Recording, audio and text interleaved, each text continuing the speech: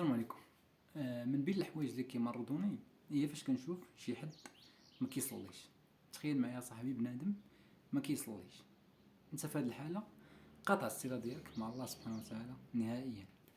تخيل معايا الوالدين ديالك كيعيطوا لك كل نهار وانت ما كتسوقش ليهم، هاز التليفون وما ضرب لهم حساب. انت في هذه الحاله اشنو نسميوك؟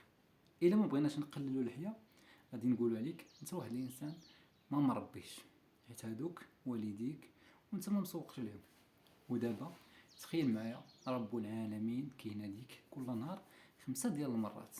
هو اللي خلقك، هو اللي كيرزقك، هو اللي حافظك من بزاف ديال المصايب وانت صغير حتى كبرتي.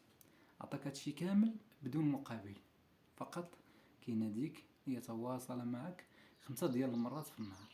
وكل مرة كيناديك فيها بحي على الصلاة، حي على الفلاح، انت بالعاني ما كتلبيش النداء. شنو بغيتي يقولوا عليك في هذه الحالة؟ الا قلنا مع والديك ما مربيش، واش عارف شنو هي اول حاجة كيتسول عليها العبد يوم القيامة؟ هي الصلاة. فإلا ما نجحتيش في الاختبار ديال الصلاة فراك عارف شنو كاين. ترك الصلاة ظلم عظيم، وممكن الرسول صلى الله عليه وسلم يتبرى منك يوم القيامة.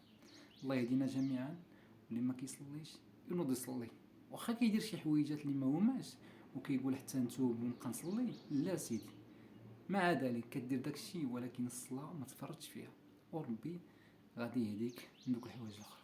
السلام عليكم. تهلا.